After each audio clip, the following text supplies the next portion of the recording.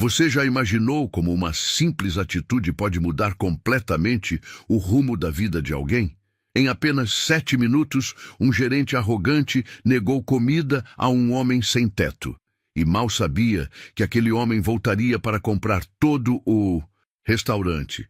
O que aconteceu nesse curto espaço de tempo é simplesmente inacreditável.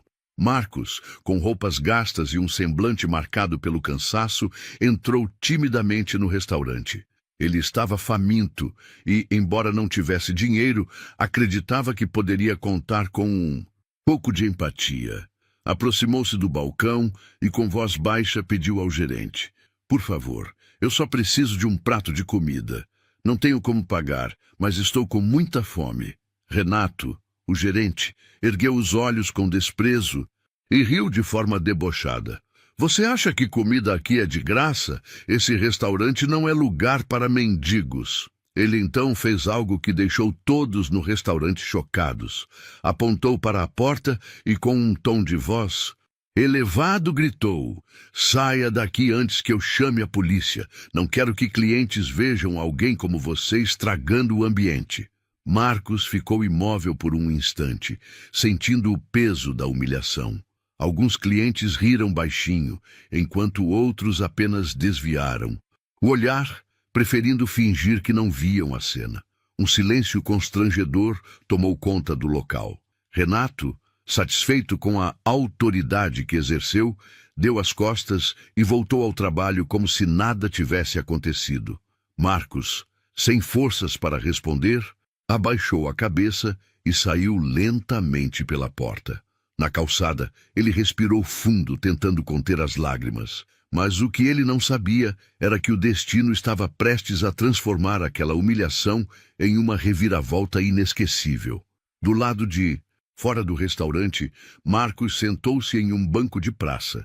Ele sentia o olhar das pessoas ao seu redor, algumas cheias de indiferença, outras até com uma pitada de nojo. Ele estava acostumado a ser tratado como invisível, mas a humilhação daquele dia parecia diferente. Era como se todas as dores que carregava há meses tivessem sido amplificadas por aquele momento. Marcos começou a refletir sobre sua vida. Ele não nasceu sem teto. Há poucos anos, tinha uma família, um emprego estável e sonhos como qualquer outra pessoa. Porém, a crise econômica e uma série de infortúnios o levaram ao fundo do poço. Ele perdeu o emprego, não conseguiu pagar as contas e, aos poucos, a dignidade foi sendo arrancada junto com tudo que possuía. A fome era apenas mais um lembrete constante do quanto sua vida havia desmoronado. Com a cabeça entre as mãos, ele sussurrou para si mesmo: "Como eu cheguei até aqui? Será que não tenho mais nenhuma chance?" Enquanto tentava reunir forças para seguir em frente, começou a mexer em seus pertences guardados em uma velha sacola. Entre papéis amassados e objetos sem valor, encontrou algo que há dias havia esquecido: um bilhete da loteria. Ele comprou aquele bilhete com as últimas moedas que tinha, quase como uma brincadeira, sem nenhuma expectativa real. Por um momento, Marcos ficou olhando para o bilhete, perdido em pensamentos. Ele sussurrou quase sem acreditar: "Será que?" Um brilho de esperança começou a surgir, algo que ele não sentia há muito tempo. Decidiu que era hora de conferir os números, mesmo que não acreditasse muito na possibilidade. Afinal, o que mais ele tinha a perder? Com o coração batendo forte, ele levantou-se e caminhou em direção à lotérica mais próxima. Sem saber, estava prestes a viver um dos momentos mais marcantes de sua vida.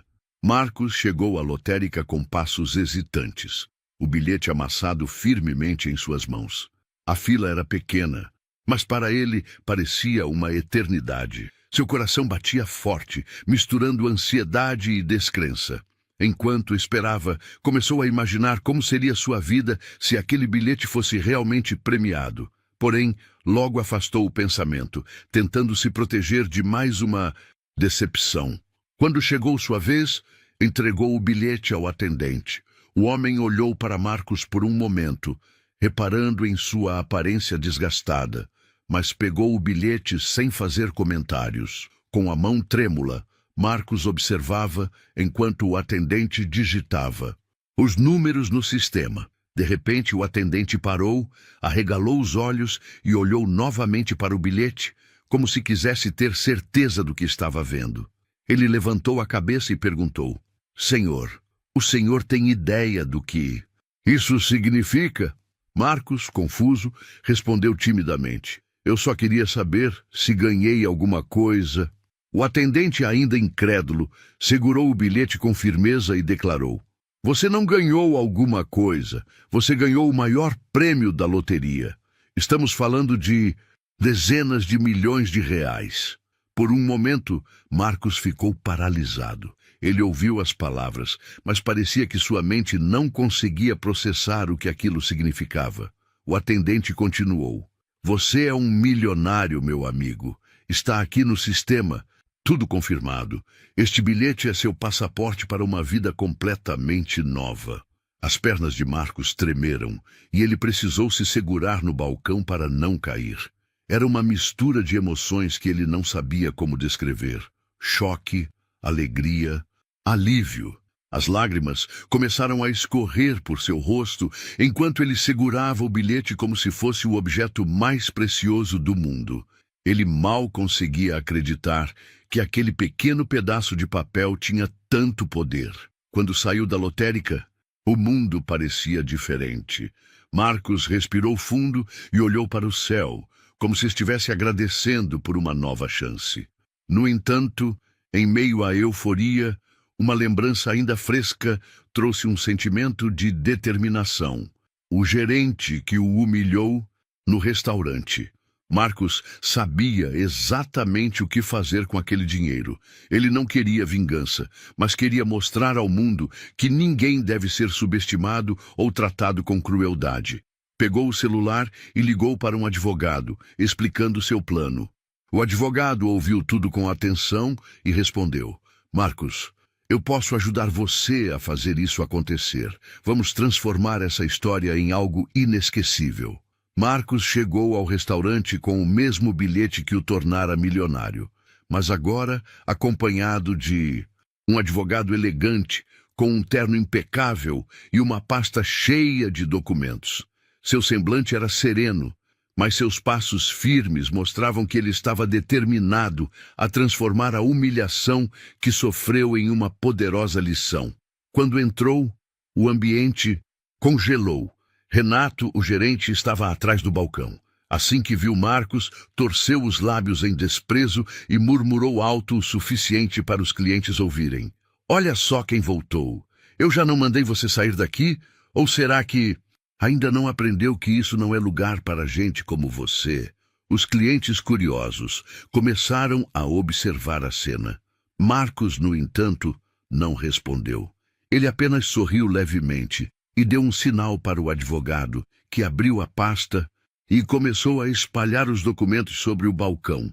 Renato, confuso, estreitou os olhos e perguntou em tom irônico: O que é isso? Você acha que vai me processar? Boa sorte com os trocados que você deve ter. O advogado, com um tom calmo e profissional, respondeu: Esses são os documentos que confirmam a compra deste restaurante. Meu cliente, Marcos, é o novo proprietário deste estabelecimento. Um silêncio pesado tomou conta do lugar. Renato arregalou os olhos, incrédulo, enquanto pegava os papéis com mãos trêmulas. Ele lia e relia os documentos, tentando encontrar algo que desmentisse o que acabara de ouvir. Mas não havia erro. Marcos, o homem que ele humilhou minutos antes, agora era seu chefe. Isso é algum tipo de piada? Gritou Renato com a voz cheia de desespero. Marcos deu um passo à frente e falou pela primeira vez, com um tom firme, mas sem perder a calma. Não, Renato, não é uma piada. Você me humilhou, me negou dignidade e respeito. Mas como novo dono deste restaurante, quero deixar algo muito claro. Aqui, ninguém será tratado como você me tratou. Renato tentou argumentar, gaguejando. Você não pode fazer isso comigo. Eu só estava seguindo as regras. Marcos balançou a cabeça lentamente e respondeu: regras? Não existem regras que permitam tratar alguém com crueldade. Como minha primeira decisão como proprietário, estou te demitindo. Aqui não há espaço para preconceito ou desrespeito. Renato ficou paralisado. Ele sabia que não tinha mais saída. Sob olhares de reprovação dos clientes e funcionários, pegou suas coisas e deixou o restaurante em completo silêncio. Com Renato fora do restaurante, Marcos tomou o centro do salão e dirigiu-se aos clientes e funcionários. Ele respirou fundo, sentindo a energia do momento, e começou a falar com uma voz firme, mas carregada de emoção. Este lugar não será apenas um restaurante, será um símbolo de respeito e dignidade. Hoje quero fazer uma mudança que mostre o que realmente importa. Tratar todos como seres humanos, sem julgamentos ou preconceitos. Os clientes ouviram com atenção, enquanto os funcionários, antes intimidados pelo comportamento de Renato, agora pareciam aliviados e curiosos sobre o que viria a seguir. Marcos anunciou uma série de mudanças no restaurante. Ele explicou que todos os funcionários teriam melhores condições de trabalho e que seriam capacitados para criar um ambiente acolhedor e respeitoso. Além disso, fez uma proposta ousada para o primeiro dia de sua gestão. Hoje o restaurante vai oferecer refeições gratuitas para qualquer pessoa que estiver precisando. Ninguém mais sairá daqui com fome. A notícia causou burburinho entre os presentes, mas logo o clima mudou para aplausos e expressões de apoio. Algumas pessoas na fila da calçada, que assistiram à cena de longe, entraram hesitantes, perguntando se podiam participar. Marcos as recebeu com um sorriso e gestos calorosos, deixando claro que aquele espaço era para todos. O restaurante, que antes era apenas mais um estabelecimento, tornou-se um local de esperança. Pessoas começaram a compartilhar a história de Marcos nas redes sociais e, rapidamente, o nome do restaurante virou um símbolo de superação e empatia. Marcos sabia que aquele gesto era apenas o começo. Ele decidiu que usaria parte de sua fortuna para investir em iniciativas que ajudassem pessoas em situação de rua, como ele esteve um dia. O restaurante seria apenas o primeiro passo em sua nova missão de vida. Dias após o evento que transformou o restaurante e a vida de Marcos, sua história começou a circular em jornais e redes sociais. Pessoas de todo o país ficaram emocionadas ao saber como ele conseguiu superar a humilhação e transformar um momento de dor em uma poderosa lição de humanidade. Marcos deu uma entrevista para um canal local, onde compartilhou sua visão. Eu não queria vingança. Minha intenção era mostrar que cada pessoa tem valor, independentemente de sua aparência ou condição. Quando fui humilhado, percebi que o problema não era só comigo, mas com a forma como nossa sociedade trata os mais vulneráveis. Isso precisava mudar. A decisão de demitir Renato foi amplamente debatida, enquanto muitos concordaram que ele merecia enfrentar as consequências de suas ações. Marcos revelou que o objetivo não era punição, mas sim um exemplo claro de que respeito é um valor inegociável. Não quero que ninguém passe pelo que eu passei, afirmou.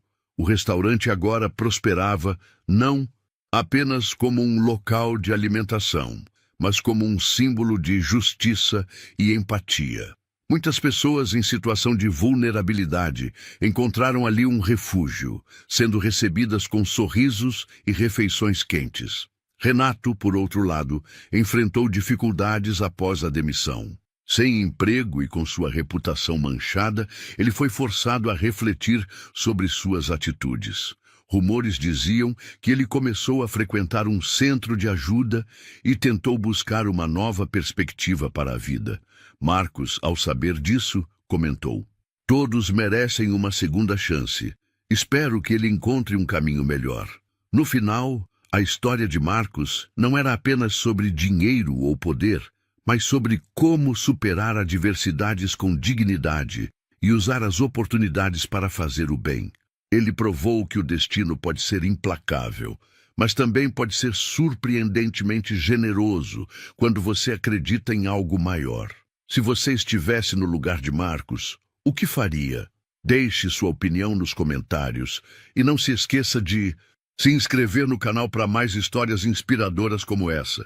O sol começava a se erguer sobre a pequena cidade de São Bento, iluminando as ruas tranquilas e as casas simples que formavam a comunidade. João, um policial respeitado e conhecido por sua integridade, estava em sua ronda habitual. A brisa da manhã trazia consigo o aroma fresco do café que os moradores preparavam, enquanto as crianças brincavam nas calçadas. Ele acenou para Dona Maria, que estava na varanda, cuidando de suas plantas. "Bom dia, João. Como você está?" perguntou ela com um sorriso caloroso. "Bom dia, Dona Maria. Estou bem, obrigado. E a senhora? As flores estão lindas hoje", respondeu João, tentando manter um semblante alegre, apesar da saudade que apertava seu coração. A lembrança de sua falecida esposa, Ana, sempre o acompanhava, especialmente nas manhãs como aquela. Ele se lembrava do jeito que ela costumava cuidar das flores, enchendo o jardim de vida e cor. A saudade era um peso constante que ele tentava ignorar, mas que sempre encontrava uma maneira de se manifestar. João continuou sua patrulha,